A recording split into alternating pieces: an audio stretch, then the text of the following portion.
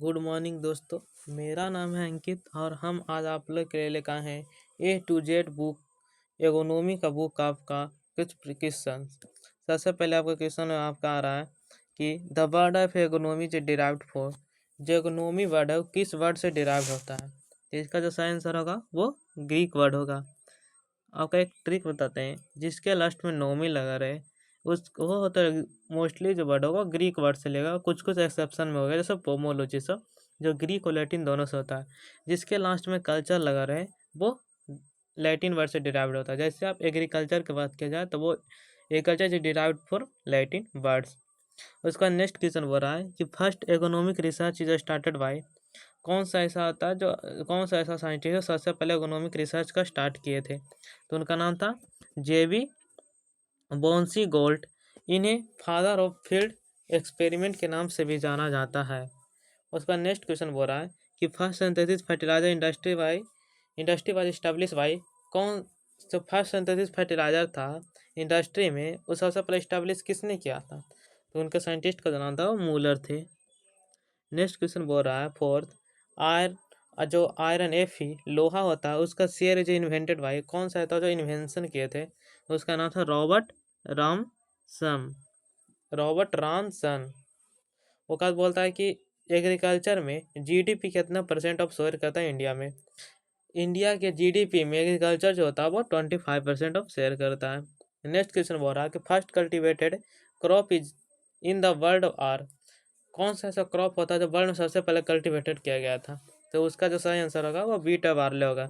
ये 7500 BC में 7500 BC में फर्स्ट कल्टिवेटेड किया गया था। नेक्स्ट क्वेश्चन बोल रहा है कि अमेरिका सोसाइटी ऑफ इकोनॉमी जो स्टैब्लिश भाई America society of economy establish कौन सा ईयर में किया गया था? तो जो आपका क्या था 1908 में किया गया था। इंडियन सोसाइटी ऑफ इकोनॉमी की बात किया जाए तो ये जो इंडियन सोसाइटी ऑफ इकोनॉमी जो स्टैब्लिश किया गया था वो आपका 1905 में इंडिया का स्टैब्लिश किया गया था।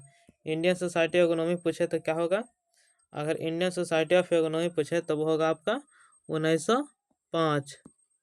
1905 में होगा Indian society of economy. Next question पूछ रहा है बोल रहा है कि खरीफ रबी और जायद वर्ड ये कौन सा वर्ड से बिलोंग होता है? जो खरीफ रबी और जायद जो वर्ड होता है ये बिलोंग होता है मुझे अरेबिक वर्ड से। नेक्स्ट क्वेश्चन बोल रहा है कि जो नेचुरल फार्मिंग बाज एडवोकेट बाई। जो नेचुरल फार्मिंग होता है उसका एडवोकेट कौन किए थे? तो उसका नाम था फारूका। फिर नेक्स्ट क्वेश्चन बोल रहा है कि द टर्म जो ग्रीन रेवोल्यूशन जो कॉइंड बाई। जो ग्रीन रेवोल्यूशन जो टर्म होता है वो किसने दिए थे? तो उनका नाम था विलियम गॉड। और green revolution father of green revolution अगर वर्ल्ड की बात किया जाए तो हो जाएगा नॉर्मल बोलोंग को कहा जाता है। नॉर्मल बोलोंग का अगर father of green revolution in India की बात किया जाए तो एम एस स्वामीनाथन को कहा जाता है। एम एस स्वामीनाथन को कहा जाता है। नेक्स्ट क्वेश्चन की बात किया जाए तो Pietro de Crescenzi name father of economic was. It is a मतलब वर्क किस पर किए थे? पीटरो डी कैसेंजी किस नाम से आता था? फादर ऑफ इकोनॉमी या फादर ऑफ मॉडर्न इकोनॉमी के नाम से पीटरो डी कैसेंजी को जाना जाता है। तो उनके बारे में बोल रहा है कि कौन सा ऐसा जो वर्क किए थे तो उन जो वर्क किए थे उनका नाम था लिटरेचर कलेक्शन ऑफ इकोनॉमी। ये जो इन्होंने एक बुक लिया था जिसको नाम था ओपुस रिलामिया कामो ड्रामा। ये जो बुक था वो जो लिया गया था वो लिया गया था आपका किन से? रूरल बेनिफिट से बुक से लिया गया था। फिर वो जो बुक होता वो कलेक्शन किया गया था आपका किस कलेक्शन किया था? तो वही था द बेनिफिट रूरल अफेयर से लिया गया था जिसका के बाद उसको book of rural benefit. Next जो वर्ड बोल रहा है कि आपका photoblastic is refer to response of. Photoblastic का टर्म रिस्पॉन्स क्या होता है? तो उसमें सीडलिंग टू लाइट होता है। जैसे फोटोब्लास्टिक जो होता है ना सीड जो कौन सा ऐसा फोटोब्लास्टिक होता है जो कौन सा ऐसा रहता है जैसे गामा रे हो गया इस गामा रे होता है जो हीट ऑब्जर्व नहीं कर पाता। फोटोब्लास्टिक में रेड जो रेड कलर का जो रे होता है जो कि लाइट होता है उसको सबसे ज़्यादा ऑब्जर्व करता है। वो बात बोलता है कृषि पंडित जो टाइटल जो अवार्ड किया गया था किस जो एवरी ईयर वो किसने दिया था? वो आइसर का था। फिर बोल रहा कि doctor Verghese Kurien is associated by. Verghese Kurien जो होता है किस स्टेट से? तो वो होता है वाइट रेवोल्यूशन। वाइट रेवोल्यूशन किससे रिलेटेड है? तो वो आपका मिल्क से होता है। अमूल दूध का फाउंडर कौन है? तो वर्गीस कुरैन होते हैं। नेक्स्ट क्वेश्चन बोला कि the patent is a process of treating rock phosphate to produce by super phosphate. It is किसने दिया था? ला ने दिया था। सबसे पहले बोन मिल प्लस में H2SO4 सल्फ्यूरिक एसिड से मिलाकर आपका बनाया गया था सिंगल सुपर फॉस्फेट। कब बनाया गया था? तो 1906 ईस्वी में बनाया दिया था। ये आप याद रखिएगा, बोन मिल प्लस H2SO4। ये आपका GRF 2025 में क्वेश्चन आया गया है कि जो आपका जो रॉक फॉस्फेट 1906 में इंडस्ट्रियल जो किया गया था सिंगल सुपर फॉस्फेट, किसके मिला गया था? वो था बोन मिल और H2SO4 से मिला था। नेक्स्ट क्वेश्चन बोल रहा है कि हॉर्स हस्बेंड्री जो बुक जो रिटर्न वाई किसने लिखे थे? हॉर्स हस्बेंड्री जो बुक होता है वो आपको लिखे थे किसने? जेट्रो टूलमे। इन्हें ने इन्हें फादर ऑफ टिलेज के नाम से जाना जाता है। उसका इसने फादर ऑफ बीट के नाम से भी जाना जाता है, क्योंकि बीट का सबसे पहले टर्म दिए थे। फादर ऑफ टिलेज इसलिए जाना जाता है क्योंकि सी ड्रिल हो गया, हाउस होइंग जो हाउस हाउस होइंग का जो टिल जो इक्विपमेंट है उसका इन्वेंशन किए थे। The conduct is a main principle of the vegetation is a water is किसने दिया था? कि कौन सा ऐसा साइंटिस्ट ने दिया था कि प्रिंसिपल ऑफ वेजिटेशन को ग्रो करने के लिए सबसे मुख्य वाटर होता है? तो वो दिया था वान हेमलेंड। और एनल ऑफ एग्रीकल्चर किसने लिखा था? Anal of agriculture author young ने लिखे थे।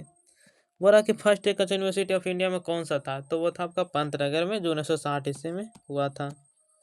नेक्स्ट क्वेश्चन बोल रहा है कि human started to settle in the village during कौन से पीरियड में? न्योलिथिक पीरियड में। बोल रहा है कि डिस्कवरी ऑफ सिल्क भी न्योलिथिक पीरियड में किया गया था। डिस्कवरी सिल्क का बहुत ही होता है, इस चाइना होता है ना, चाइना एक कंट्री था जो इसका जो इन्वेंशन को वो अपने में छुपाया हुआ था, इसका प्रोसेसिंग को छुपाया था सिल्क के बारे में। उसके बाद होता है नेक्स्ट क्वेश्चन बोल रहा है कि थोल का पेन वाज रिटेन वाई कब हुआ था? तो 200 BC में। द क्रॉप और ग्रो जून से सितंबर में ग्रो का है, तो कौन सा क्रॉप का क्या आता? तो जून में ग्रो अति क्या आता है, सितंबर हार्वेस्टिंग आता है, ऐसे वो खरीफ क्रॉप हो गया। वो तो पेलोथिक एज डिराइव फ्रॉम कौन सा? थ्री फेज में डिराइव होता है। नेक्स्ट क्वेश्चन बोला कि the it is called being of agriculture, जब बीइंग एग्रीकल्चर कब से हुआ था? नेलोथिक पीरियड से। The level of implement used during the Sangam period is पारंबो। First stage of human activity, human stage में सबसे पहले कौन सा एक्टिविटी किया था? तो दस ऋषि वाले या 10 ईसापुर में होता है जो आपका हैंटिंग और गैदरिंग स्टार्ट किए थे ह्यूमन एक्टिविटी सबसे पहले। इन्होंने 10 ईसा में सबसे डॉग को पालना स्टार्ट किया, जो मुख्य रूप से हैंटरिंग के लिए यूज करते थे। और आयरन का जो होता है ना चक्का, वो पोल्यूज आयरन द्वारा जो जुताई किया था उसका ओरिजिन कौन सा? तो होता Mesopotamia. Tiny stone implement is called is a microlithic. The agriculture sector provide of employment, agriculture sector country में कितना एम्प्लॉयमेंट करता? तो होगा 60, ये आपका 60% होगा रिसेंटली के डाटा में। Human observation is food is through domesticated in way dog horse cow is कौन से एज में? तो पास्टल है। सबसे पहले जब क्या किया गया था डोमेस्टिकेटेड ह्यूमन और डॉग किए थे, उसके बाद क्या कहते हैं सीप किए थे, उसके बाद गोट। उसके बाद बोल रहा है कि it fill the blanks is the inherent value cared for one generation to other generation it is called. तो वो हो जाएगा आपका हेरिटेज। हेरिटेज होता है जो इन्वेंट किया था वैल्यू का पहले। वो बोलता था term is fill the blanks it is applied to committee using a stone implement along the copper and bronze chalcolithic. Sangam period है 200। Head quarter of Sangam port Madurai. Tool is a cold and carbon was used to scaring bird is a millet field 30। उसका culture हिटेज का मुख्य difference जो refer करता है value and traditional practices को adapted to ancient पुराना India and more to relevant in the present day system. और बात बोल रहा है कि कौन सा पीरियड में करेक्टर है जिसमें फूड गैदरिंग एंड हंटिंग कहता है पेलोथिक पीरियड में। Traditional farmer is developed natural friendly farming system and practice is called mixed cropping.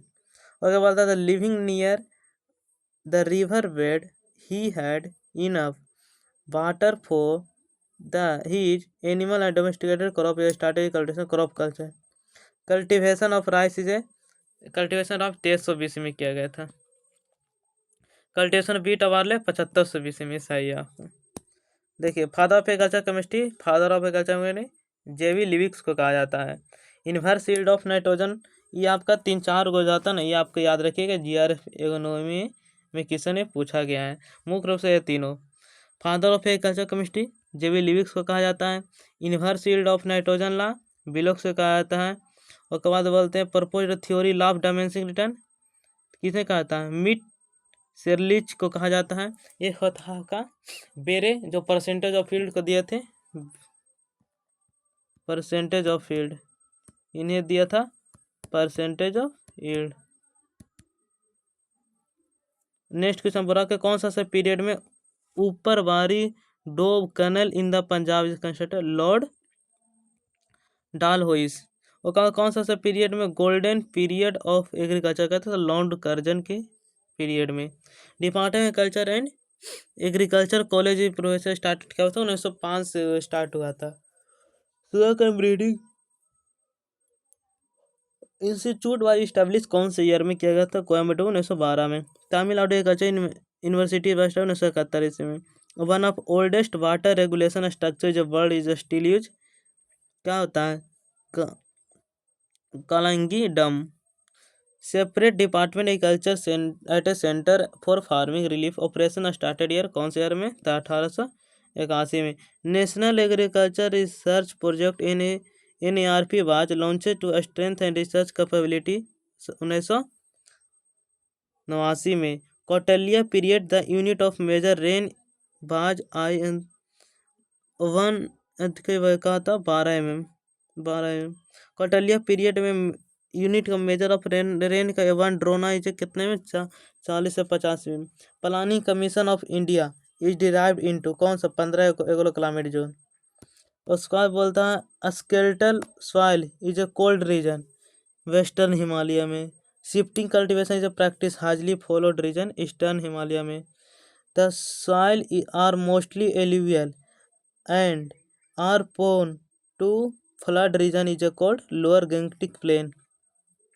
अगर गुड पोटेंशियल एक्सप्लोइटेशन कहता है upper Gangetic plains. Next question आपका बोल रहा है कि highest net sowing area is region कौन सा होता है, transgenetic plain region. Dryland farming adopted in 81% of area is region south plateau of hill. Dryland farming, ये सबसे पहले हम आपको रेनफेड एग्रीकल्चर कराना चाहते हैं। एक होता है रेनफेड एग्रीकल्चर। रेनफेड एग्रीकल्चर में होता है कि जो क्रॉप होता है growing of internee rainfed condition में होते कहते हैं रेनफेड एग्रीकल्चर। रेनफेड एग्रीकल्चर को 3 भाग में बांटा है, क्या है, एक होता है आपका ड्राई फार्मिंग, एक होता है आपका ड्राई लैंड फार्मिंग, एक होता है आपका रेनफेड फार्मिंग। ड्राई फार्मिंग की बात करें तो इसमें जो आपका एनुअल जो रेनफॉल होता है वो लेस देन 750 होता है। अगर हम ड्राई लैंड फार्मिंग की बात करें तो 750 mm से 1150 में एनुअल रेनफॉल होना चाहिए। अगर हम रेनफेड फार्मिंग की बात करें तो more than 1150 mm annual rainfall होना चाहिए। अगर इंडिया की बात करें, इंडिया के एनुअल रेनफॉल कितना है, तो 1100 कितना 94 mm है एनुअल रेनफॉल। ड्राईलैंड फार्मिंग हो गया। नेक्स्ट क्वेश्चन बोला कि famine and drought is a common feature is the region, कौन सा सही रीजन में फेमाइन और डॉट आता है। डॉट में सूखा, फेमाइन मैंने आप समझ रहे हैं वेस्टर्न ड्राई जोन में। जैसे आपका बंगाल फेमाइन आया था, जैसे कुछ आपका बंगाल फेमाइन कब आया था, ये आपका हेलमंथो स्वराजा 1943 ईस्वी में। भूखमरी, फेमाइन में भूखमरी आ जाना, किसी चीज़ का बहुत ज़्यादा फैल जाना। It is largely forest area, undulate land is region of island zone. फिर होता है national agriculture research project NARP under 100 कितना जोन होता है, 127 जोन होता है agro climatic zone. The zone is a cover district is a बेला और रूलर, 5 को डिस्ट्रिक्ट का तुरंत बिलो नॉर्थ ईस्टर्न में हो गया है। The biggest among the 7 zone is A Tamil Nadu is southern zone. National bureau of soil survey and land use planning is ISA, ये आपका कब ये इसका जो आइट कहाँ स्थित है, तो नागपुर में स्थित है, नागपुर में स्थित है। कितना भी 20 जोन होता है। लेंथ ग्रोइंग पीरियड कितना होता है, सेमी एरिड में होता है आपका। सेमी एरिड इको सिस्टम अगर हम उसी की बात करते हैं 90 से 150 डे होता है, या तो 90 से 120 डे माना जाता है, क्योंकि यह it is derived from the rainfed farming. और रेनफेड फार्मिंग जो डिराइव होता है वो 3 भाग में डिराइव बोलते हैं। अगर ड्राई फार्मिंग की बात करें तो वो होता है आपको 75 डे के लगभग होता है। अगर ड्राईलैंड फार्मिंग तो 75 से 120 होता है। अगर रेनफेड के फार्मिंग की बात करें तो 100 मोर देन 120 डे होता है इसका इन ग्रोइंग पीरियड। अगर बोलता है कि इन इंडिया पर millet is a stable food is, कौन सा इंडिया कौन सा ऐसा राज्य में पर मिलेट स्टेबल फूड में होता है, तो राजस्थान होता है, क्योंकि पर मिलेट में वाटर एसेंसी लेस देन होती है।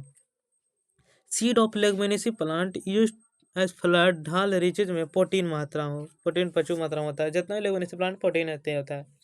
अगर प्रोटीन की बात करें तो 26% और 25 से 26% ऑफ लेंटिल में होता है। 21 से 22% आपका इसमें चना में होता है, ये ग्राम में होता है। Groundnut oil is used for production is vanaspati oil में क्या आता है। Economic portion of cotton is edible hair of seed coat. Most extensive soil found in India alluvial soil में होता है।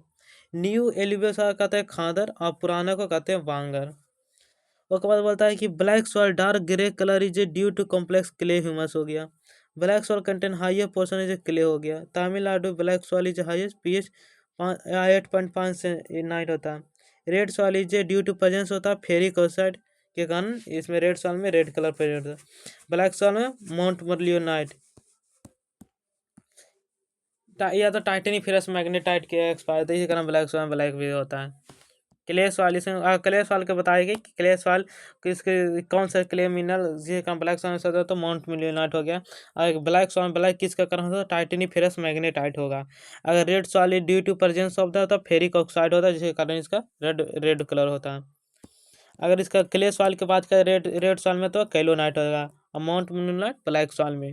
Red soil highly suitable for कौन सा crop के लिए, ग्राउंडनट के लिए बहुत ही ज़्यादा सुटेबल है। ब्लैक सॉइल की बात करें तो कॉटन बहुत सुटेबल क्रॉप होता है। Laterite soil is found due to presence of laterization. वैसा प्रोसेस से लेटराइट बनता है, लेटराइजेशन कहते हैं। सॉइल एज वेरी रिच मात्रा ऑर्गेनिक मतलब पेटी और ऑर्गेनिक सॉइल हो गया। कार्डिनल टेम्परेचर राइस का 32 होता है। कार्डिनल टेम्परेचर कहते हैं वैसा टेम्परेचर जिसमें मिनिमम ऑप्टिमम और मैक्सिमम का जो जोड़ के बताता है उसे कहता है कार्डिनल टेम्परेचर। उसका by 2 minus growing degree day minimum, या तो लेकर total maximum maximum minus minimum by 2 हो गया आपका। रिलेटिव ह्यूमिडिटी ऑफ सुटेबल तो मस्ट 40 से 60%। फोटोसिंथेसिस एक्टिव रेडिएशन होता है 0.4 से 0.7 micron. Short day day length plant 12 less than 12 होता है। अगर लॉन्ग डे की बात करें तो मोर देन 12 होता है। शॉर्ट डे का एग्जांपल का राइस हो गया, सनफ्लावर हो गया, कॉटन हो गया। डे नेचुरल का सबसे बताया तो टोमेटो मेज हो गया। अगर डे नेचुरल एक शुगर केन भी होता है, उसका डे नेचुरल में होता है कि 12 से 14 घंटा उसको चाहिए। डे नेचुरल होता है 12 से 14 घंटा इसका फ्लावरिंग के टाइम में चाहिए। उसके बाद बोल रहा है कि response of plant is light direction में, तो फोटोट्रोपिज्म हो गया।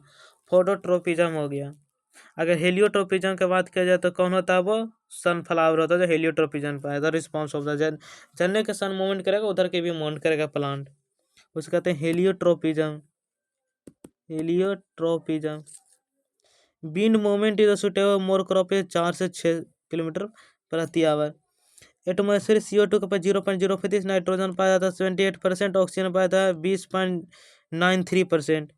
जर्मिनेशन इज इन हीट करता presence of O2। Word of tillage Anglo Saxon word से लिया गया है।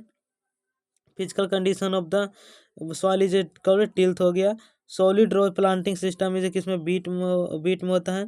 एक होता है क्रॉप ज्योमेट्री में होता है जिसमें अरेंजमेंट ऑफ प्लांट किया जाता है in different row and column in area of efficiently utilize of natural resources called crop geometry.